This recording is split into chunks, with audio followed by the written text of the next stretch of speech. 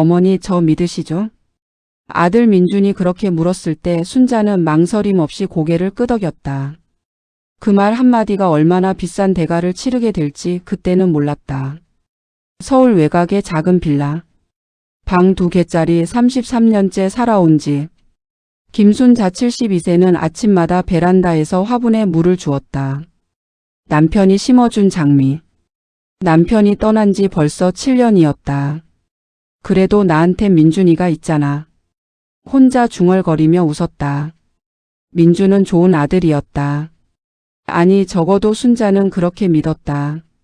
한 달에 2번은 꼭 들렀고 올 때마다 과일 한 박스씩 들고 왔다. 어머니 혼자 사시면 안 되는데 제가 더 자주 올게요. 그 말이 얼마나 든든했는지. 그런데 어느 날 민준이 두툼한 서류 봉투를 들고 나타났다. 어머니 이거 그냥 한 번만 사인해 주시면 돼요. 순자는 돋보기를 꺼내 서류를 들여다봤다. 위임장. 그리고 그 아래 부동산 매도 동의서. 이게 뭐야? 그 순간부터였다. 순자의 세상이 조용히 그러나 돌이킬 수 없이 흔들리기 시작한 것은 과연 민준은 무엇을 노리고 있었을까? 그리고 순자는 어떻게 모든 것을 지켜냈을까? 김순자의 손은 거칠었다. 설거지를 너무 많이 해서 빨래를 너무 많이 해서 72해를 살아오면서 손 하나 제대로 쉰 날이 없었다. 순자는 경상북도 안동 출신이었다. 6남매 중 셋째. 위로는 오빠 2, 아래로는 남동생 하나에 여동생 2. 가난한 농가에서 태어나 초등학교도 겨우 졸업했다. 공부는 아들들이나 하는 거야. 아버지의 말은 법이었던 시절이었다. 18배 서울로 올라와 공장에 취직했다. 봉제 공장. 손가락이 바늘에 찔려 굳은 살이 박일 때까지 일했다. 그 돈을 모아 오빠 학비를 댔고 남동생 군 입대 용돈도 챙겼다. 정작 자신은 고무신 한 켤레 새로 사지 않았다. 25세 이정호를 만났다. 공장 근처 분식집에서 우연히 앉은 자리. 혼자 드세요? 그 말 한마디가 인연의 시작이었다. 정호는 과묵했지만 성실했다. 작은 인쇄소에서 일했고 꿈이 있었다. 나중에 내 가게 차릴 거야. 그때 같이 해줄 수 있어? 순자는 그 말에 시집을 결심했다. 결혼 후 민준이 태어났다. 아들이에요. 간호사의 말에 순자는 소리 없이 울었다. 정호는 분만실 밖에서 담배 한 대를 피웠다. 손이 떨렸다. 민준은 총명한 아이였다. 학교에서도 늘 상위권. 선생님들이 이 아이 크면 뭐든 되겠다고 했다. 순자는 그 말을 믿고 모든 것을 쏟아부었다. 과외 학원 참고서. 정호의 인쇄소가 어려울 때도 민준의 교육비만큼은 줄이지 않았다. 아이 미래가 우선이야. 이불 속에서 혼자 계산기를 두드리며 버텼다. 민준이 대학에 붙던 날. 순자는 처음으로 삼겹살을 사서 구웠다. 평소에는 엄두도 못 냈던 것이었다. 어머니 고마워요. 민준은 말했다. 그 눈빛이 진심처럼 보였다. 아니 진심이었을 것이다. 그때는 대학 졸업 후 민준은 취직을 했고 결혼도 했다. 며느리 강다혜. 첫 만남에서부터 순자는 묘한 느낌을 받았다. 웃음이 너무 계산적이랄까? 눈이 너무 빠르게 주변을 훑달까? 내가 너무 예민한 거겠지. 순자는 그 느낌을 눌러 삼켰다. 다혜는 명절 때마다 왔다. 빠지지 않았다. 그런데 올 때마다 꼭 한 번씩 집 안을 둘러봤다. 등기부등본이 꽂힌 서류함. 통장이 놓인 서랍장. 어머니 집이 참 좋네요. 이 동네 요즘 많이 올랐죠? 순자는 웃으며 대답했다. 그런가? 나는 팔 생각 없어서 관심 없어. 그 말에 다혜의 미소가 0.1초 굳었다. 순자는 보았다. 하지만 그냥 넘겼다. 정호가 쓰러진 것은 민준이 결혼한 지 3년째 되던 해였다. 뇌졸 중. 순자는 3년을 병원과 집을 오가며 간병했다. 잠을 4시간 이상 자본 적이 없었다. 여보 나 여기 있어. 눈 뜨고 나 좀 봐. 정호는 끝내 눈을 뜨지 못했다. 장례식장에서 민주는 울었다. 다혜는 울지 않았다. 그 대신 장례가 끝나자마자 물었다. 어머니 아버지 명의 재산 정리는 어떻게 하실 거예요? 순자는 그 자리에서 아무 말도 하지 못했다. 그날 밤 순자는 혼자 베란다에 나와 남편이 심어둔 장미를 바라봤다. 죽어서도 꽃을 피우는 장미. 그리고 생각했다. 정호야, 나 어떻게 해야 하냐. 정호가 떠난 후 2년이 흘렀다. 순자는 혼자였지만 괜찮았다. 아침마다 화분에 물을 주었고 동네 경로당에 나갔고 두부찌개를 끓여 먹었다. 그것으로 충분한 줄 알았다. 민준이 자주 찾아오기 시작한 건 그 무렵부터였다. 전에는 한 달에 2번이었는데 갑자기 일주일에 1번, 때로는 2번씩 왔다. 어머니 혼자 계시면 심심하잖아요. 순자는 기뻤다. 그래도 내 아들이야. 아직 어미를 생각하는구나. 민주는 올 때마다 이야기를 꺼냈다. 처음엔 조심스러웠다. 어머니 요즘 부동산 많이 오르던데 아시죠? 이 동네 재개발 소문도 있다더라고요. 혼자 집 관리하시기 힘드시잖아요. 순자는 그냥 들었다. 맞는 말들이었으니까. 그러다 어느 날 민준이 다혜와 함께 왔다. 다혜는 과자 한 봉지와 홍삼 한 박스를 들고 왔다. 어머니 요즘 건강하세요? 그 웃음이 너무 환했다. 순자는 괜히 마음이 서늘했다. 식사를 마치고 차를 마시는데 민준이 서류 봉투를 꺼냈다. 두툼했다. 어머니 사실 이걸 말씀드리려고 왔어요. 제가 요즘 사업 투자 건이 하나 생겼거든요. 좋은 기회인데 자금이 좀 필요해서요. 순자는 돋보기를 꺼내 들었다. 서류를 한 장 한 장 넘겼다. 부동산 매도 위임장, 등기 이전 동의서, 이 집을 팔겠다는 서류였다. 민준아. 순자가 조용히 불렀다. 이게 이 집 파는 거잖아. 잠깐 담보로만 잡는 거예요, 어머니.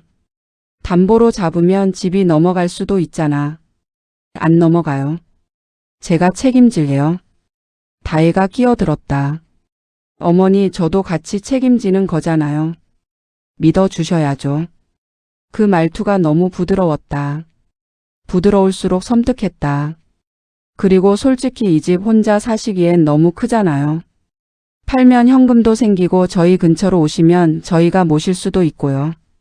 순자는 잠시 침묵했다. 창밖에 장미가 보였다. 정호야, 나 생각해 볼게. 순자는 그렇게만 말했다. 민주는 아쉬운 표정을 지었다. 다혜는 웃음을 거두지 않았다. 그날 밤 순자는 잠을 이루지 못했다. 머릿속에서 생각이 뱅뱅 돌았다. 민준이가 왜 갑자기 이러는 걸까? 전에는 이런 아이가 아니었는데 내가 뭘 놓친 걸까? 새벽 2시. 순자는 일어나 서랍장을 열었다. 통장, 등기부등본, 남편과 찍은 사진, 그리고 손으로 꾹꾹 눌러 쓴 작은 수첩 하나. 남편 정호가 아프기 전 혼자 쓰던 수첩이었다. 순자는 그 수첩을 꺼내 펼쳤다. 페이지를 넘기다가 손이 멈췄다. 남편의 글씨로 적힌 이름 하나. 박상도 법무사. 010-1313-2424. 그 아래 메모. 순자야, 이 사람 믿어. 나 없어도 이 사람이 다 알고 있어. 순자는 수첩을 가슴에 꼭 눌렀다. 눈물이 흘렀다. 정호야, 내가 미리 알았던 거야? 다음 날 아침. 순자는 번호를 눌렀다. 벨이 3번 울리고. 여보세요? 낮고 차분한 남자 목소리였다. 저 이정호 씨 아내인데요. 이정호 씨 기억하세요? 잠깐의 침묵. 기억하죠. 많이 기다리셨겠네요. 박상도 법무사는 대치동 골목 안쪽에 작은 사무실을 운영하고 있었다. 간판도 없는 오래된 건물 2층. 순자는 버스를 2번 갈아타고 찾아갔다. 상도는 60 중반의 남자였다. 머리가 희끗했고 안경이 두꺼웠다. 그러나 눈빛은 맑았다. 앉으세요. 상도는 차를 직접 따라줬다. 정호 씨가 처음 저를 찾아온 게 아프시기 3년 전이었어요. 순자는 숨을 멈췄다. 그때 이미 건강이 좋지 않으셨나 봐요. 유언장을 쓰고 싶다고 하셨거든요. 유언장. 순자는 몰랐다. 정호가 그런 걸 써뒀을 줄은. 보여주실 수 있어요? 그러려고 기다렸습니다. 상도가 서랍에서 봉투 하나를 꺼냈다. 흰 봉투. 정호의 글씨로 순자에게라고 적혀 있었다. 순자의 손이 떨렸다. 봉투를 열었다. 편지가 한 장 들어 있었다. 순자야. 나 먼저 가서 미안해. 내가 이 편지를 읽고 있다면 아마 무슨 일이 생긴 거겠지. 민준이 착한 아이인데 다혜가 영리한 애야. 너무 영리해서 걱정이다. 이 집은 내 거야. 내가 다 해놨어. 상도 씨가 설명해 줄 거야. 걱정하지 마. 순자는 더 읽지 못했다. 눈물이 쏟아졌다. 소리도 없이. 상도가 조용히 기다렸다. 잠시 후 순자가 고개를 들었다. 어떻게 해놨다는 건가요? 정호 씨가 사망 전에 이 집을 당신 명의로 이미 변경해 두셨어요. 그것도 유류분 청구가 불가능한 방식으로. 무슨 말인지. 쉽게 말하면 아들도 며느리도 아무도 이 집에 손댈 수 없다는 거예요. 순자는 잠시 멍하게 앉아 있었다. 창밖으로 비가 내리기 시작했다. 그럼 민준이가 들고 온 서류는? 그 서류에 사인하시면 안 됩니다. 위임장에 사인하는 순간 매도 권한이 넘어가요. 그걸 알고 가져온 거겠죠? 상도는 대답하지 않았다. 대신 천천히 고개를 끄덕였다. 순자는 버스를 타고 집으로 돌아왔다. 빗속을 걸어 빌라 계단을 올랐다. 문을 열고 들어와 베란다에 섰다. 장미가 비를 맞고 있었다. 정호야. 내가 다 알고 있었구나. 그 순간 순자의 마음속에서 무언가가 굳었다. 슬픔이 아니었다. 결심이었다. 그로부터 사흘 후 민준에게서 전화가 왔다. 어머니 서류 생각해 보셨어요? 순자는 잠시 숨을 고르고 대답했다. 응, 생각해 봤어. 한번 와봐라. 전화를 끊고 순자는 조용히 웃었다. 오랜만에 짓는 웃음이었다. 그리고 수첩에서 두 번째 번호를 꺼내 전화를 걸었다. 이번엔 다른 사람에게. 민준이 다혜와 함께 온 날은 토요일 오후였다. 다혜는 또 과자를 들고 왔다. 이번엔 고급 초콜릿이었다. 거실에 앉자마자 민준이 서류를 꺼냈다. 어머니 결정하셨어요? 순자는 천천히 차를 따랐다. 그래. 결정했어. 그 순간 현관문 벨이 울렸다. 민준이 눈썹을 찌푸렸다. 누구예요? 내가 불렀어. 문이 열렸다. 박상도 법무사가 들어섰다. 그 뒤로 순자의 오랜 이웃 박정희 68세도 따라 들어왔다. 증인이었다.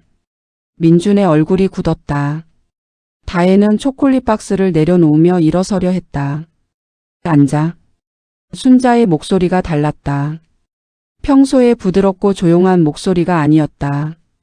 낮고 단단했다. 상도가 가방에서 서류를 꺼냈다. 이정호 씨의 유언 공증 서류입니다. 사망 3년 전에 작성되었고 법원에 등재되어 있습니다. 민준이 서류를 가로챘다. 후어보는 눈이 흔들렸다. 이 집은 이미 김순자 씨 단독 명의입니다. 유류분 적용 예외 조항이 포함되어 있고 매도 시 본인의 자필 서명과 동시에 법무사 입회가 필수 조건으로 등록되어 있습니다. 다혜가 끼어들었다. 그게 무슨 처음 듣는 얘기잖아요. 모르셨겠죠? 상도가 담담하게 말했다. 정호 씨가 일부러 알리지 않으셨으니까요. 민주는 서류를 테이블에 내려놓았다. 손이 떨렸다. 어머니 왜 이러세요? 제가 사기 치려던 게 아니에요. 사업이 어려워서. 민준아.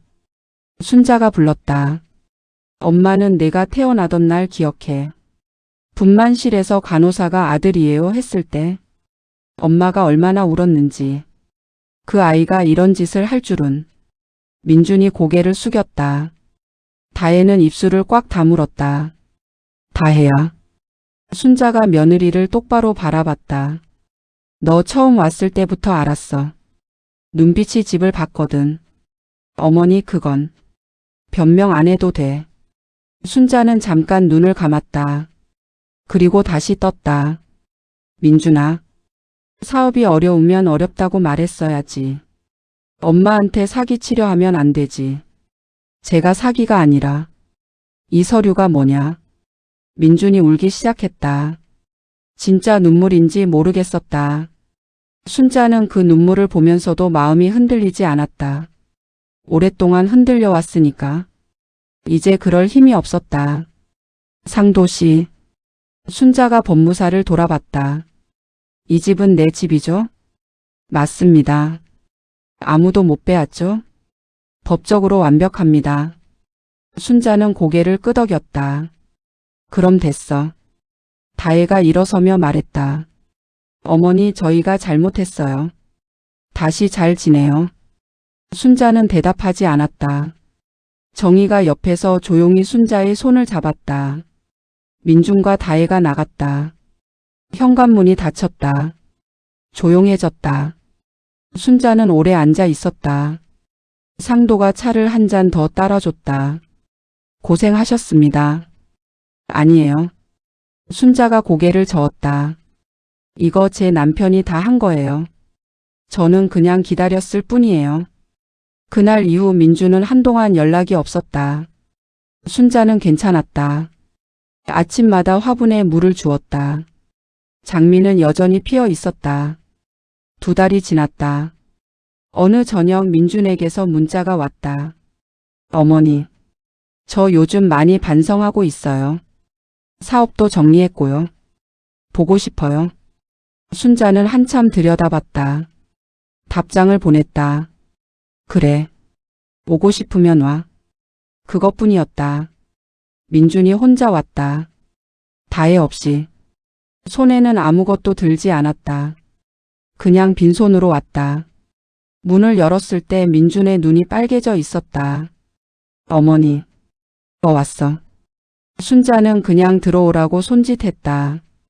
거실에 앉아서 한동안 말이 없었다. 순자가 먼저 물었다. 밥은 먹었어? 아니요. 그럼 먹고 가. 순자는 부엌에 들어가 찌개를 데웠다. 된장찌개. 시래기 넣은 것. 민준이 어릴 때 제일 좋아하던 거. 밥상을 차리는 동안 민준이 조용히 말했다. 어머니 아버지가 그렇게 해놓으신 거 몰랐어요. 그래. 저한테도 말을 안 하셨더라고요. 너한테 말할 필요가 없었겠지. 민준이 숟가락을 들었다가 내려놓았다. 어머니 저 나쁜 사람 맞죠? 순자는 한참 만에 대답했다. 나쁜 사람인지 모르겠어. 근데 어리석었어. 사람을 믿지 않으면 결국 자기가 손해야. 나쁜 짓 하면 더 크게 손해가 나. 그걸 아버지가 알고 있었던 거야. 민준이 고개를 떨궜다. 아버지한테 미안해요. 나한테도 미안하고? 네. 순자는 찌개를 한술 떴다. 먹어. 식는다. 그날 민준은 설거지를 하고 갔다. 다 하고 나서 문 앞에서 한번 돌아봤다. 어머니 다음에 또 와도 돼요? 순자는 잠깐 생각했다. 그래. 와도 돼. 근데 빈손으로만 와. 빈손으로요? 응. 뭘 가져오려고 오는 사람은 됐어. 그냥 보고 싶어서 오는 사람이면 와. 민준이 나갔다. 순자는 베란다로 나갔다. 저녁 바람이 불었다. 장미가 흔들렸다. 정호야.